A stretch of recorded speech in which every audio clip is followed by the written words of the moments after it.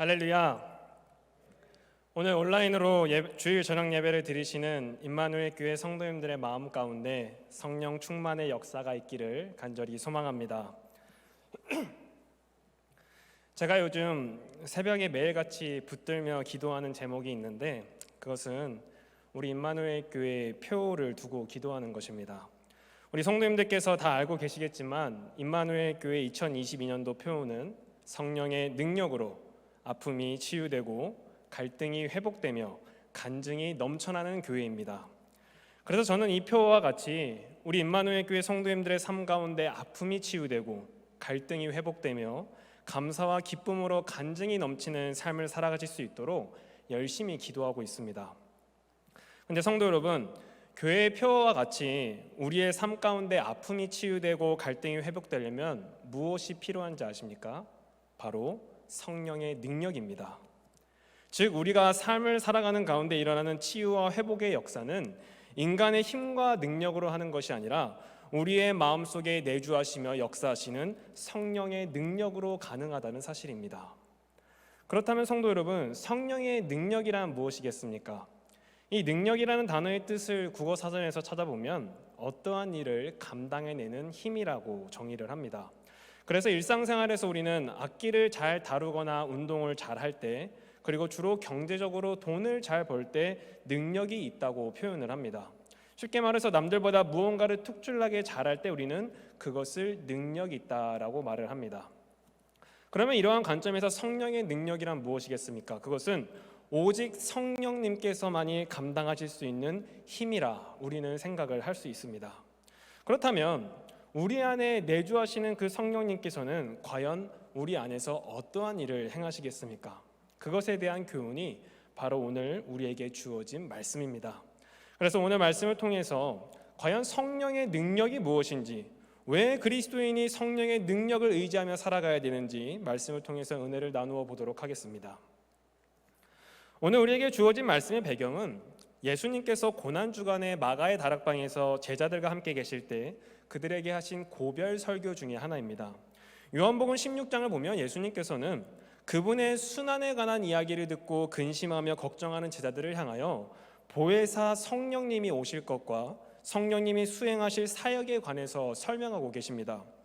예수님께서 근심하는 제자들에게 보혜사 성령님이 오실 것을 말씀해 주시는 이유는 앞으로 제자들에게도 여러 가지 어려움과 역경이 찾아오겠지만 제자들이 이 고난을 홀로 헤쳐나갈 것이 아니라 성령 하나님께서 제자들을 찾아오시고 그들을 도우실 보혜사 성령님이 계시다는 사실을 깨닫게 하시기 위해서 오늘의 말씀을 제자들에게 하신 것입니다.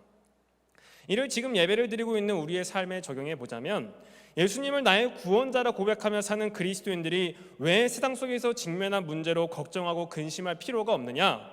바로 보혜사 성령님께서 우리와 함께 하시기 때문입니다. 그리고 성령께서 성도님들의 삶에 능력을 허락해 주시기 때문입니다. 그렇다면 우리와 동행하시는 성령님의 능력이 무엇이겠습니까? 첫째로 성령의 능력은 오직 예수 그리스도를 바라보게 하는 능력입니다. 본문 8절의 말씀을 제가 봉독하겠습니다.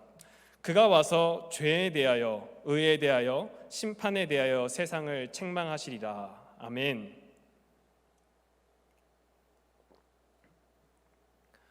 본문 8절부터 예수님은 보혜사 성령이 이 땅에 내려오셔서 행하는 일들에 대해서 나열하고 계신데, 말씀을 보면 성령님은 이 세상의 죄와 의 그리고 심판에 대해서 세상을 책망하신다고 하십니다.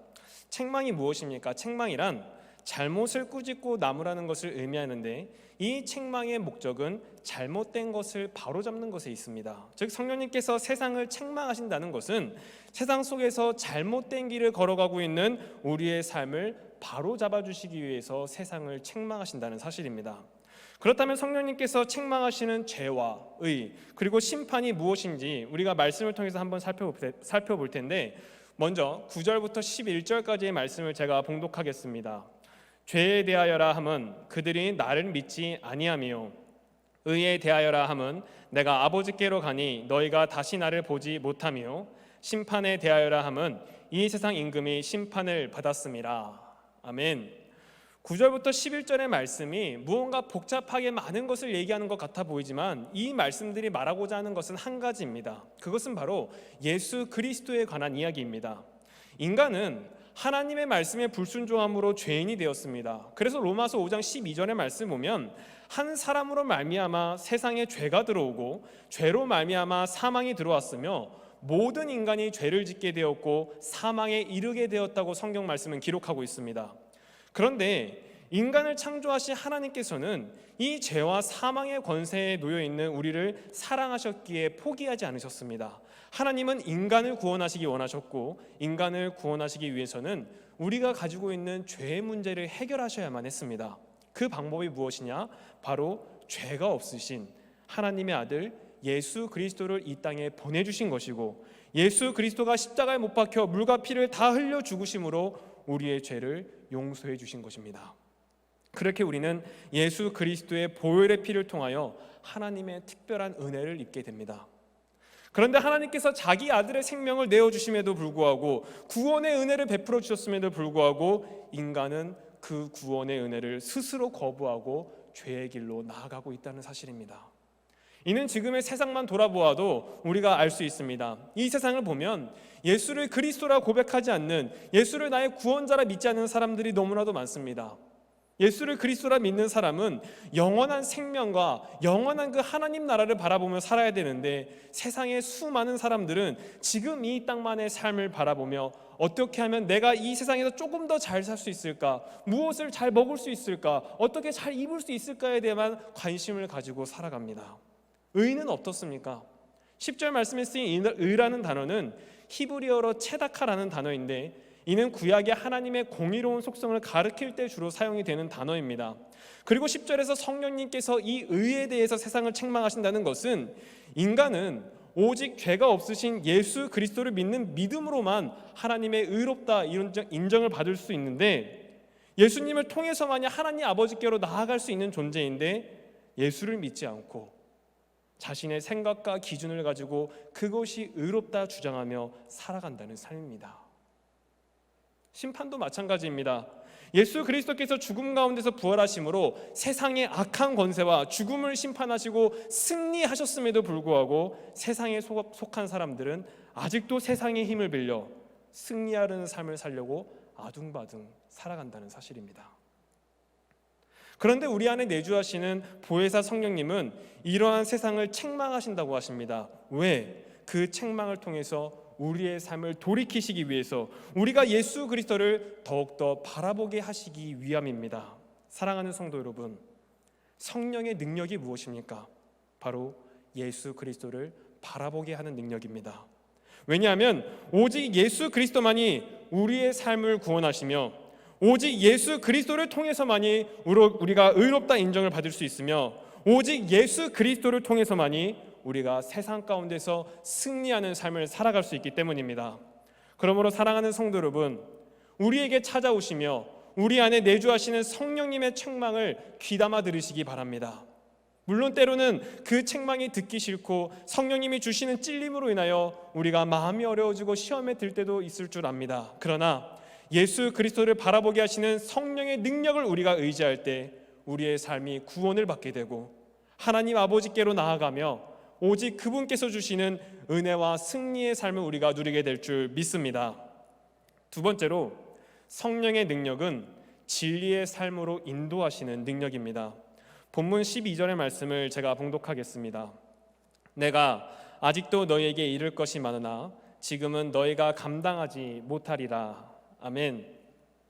12절 말씀을 보시면 예수님께서는 아직 제자들에게 하실 말씀이 많으시지만 제자들이 그것을 다 감당하지 못할 것이라 말씀하고 계십니다.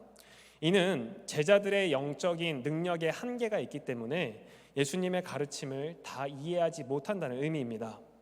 이러한 영적 한계를 지닌 제자들의 모습은 지금을 살아가는 우리의 모습과도 비슷한 점들이 많습니다.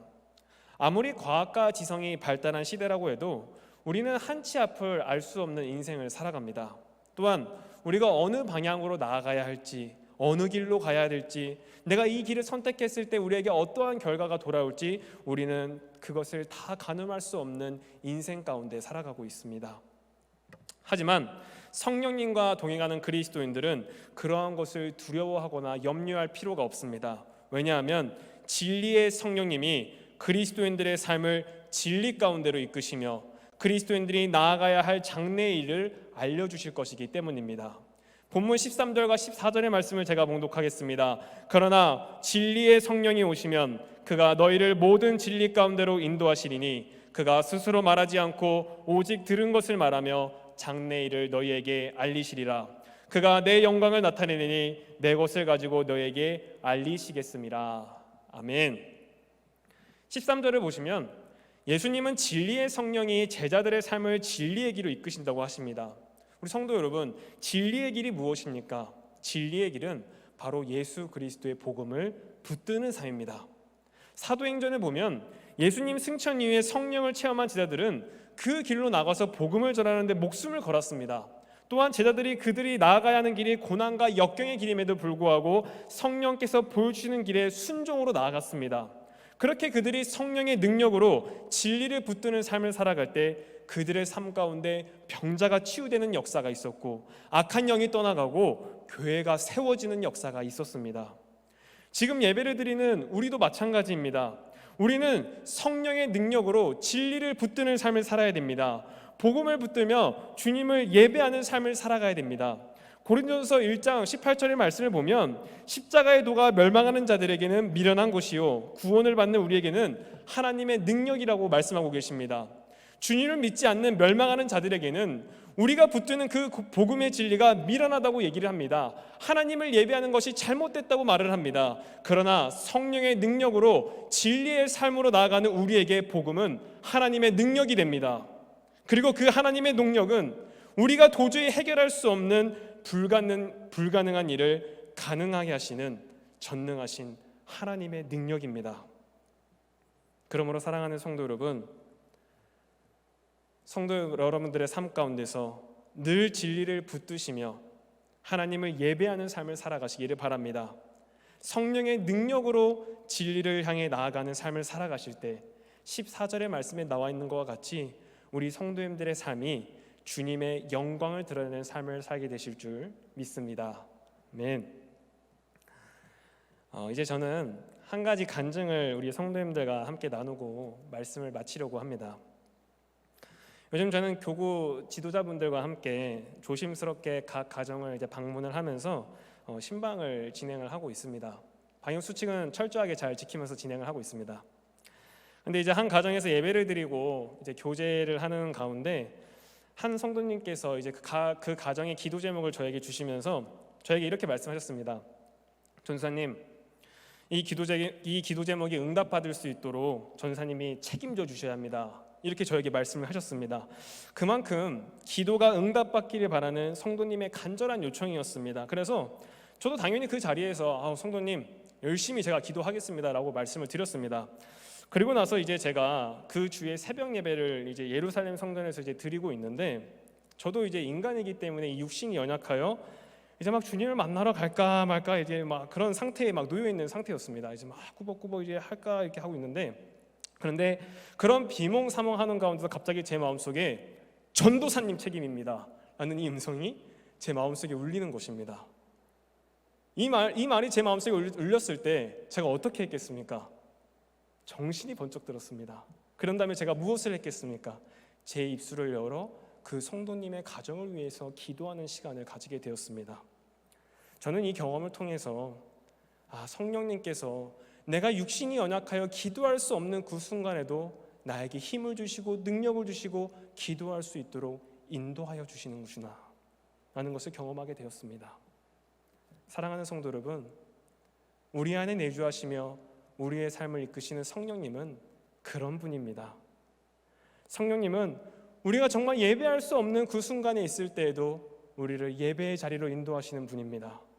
성령님은 정말 우리가 지치고 힘들어서 정말 눈물 나는 일밖에 없는 그 상황 속에서도 우리의 삶 가운데 기도의 자리로 이끄시는 분이 바로 성령 하나님입니다. 성령 하나님은 지금 이 순간에도 우리의 삶을 구원의 길로 인도하신다는 그 사실을 기억하며 나아가시는 우리 임마누엘교회 모든 성도님들이 되시기를 간절히 소망합니다. 그러므로 사랑하는 성도 여러분, 2022년도 우리 임마누엘 교회의 포효와 같이 보혜사 성령님의 능력으로 여러분들의 삶 가운데 아픔이 치유되고 갈등이 회복되며 여러분들의 삶 가운데 정말 기쁨과 감사의 간증이 넘쳐나는 그런 삶을 살아가시기를 간절히 소망합니다. 기도하시겠습니다. 사랑의 주님, 오늘도 거룩한 주의를 지키며 예배를 통해 주님을 바라보는 하루를 보낼 수 있도록 인도하여 주심을 감사드립니다. 우리가 오늘의 말씀을 기억하여 우리 안에 내주하시는 보혜사 성령님의 음성에 귀를 기울이며 죄악된 길을 피하고 주님이 기뻐하시는 그 길로 순종하며 나아갈 수 있도록 인도하여 주시옵소서.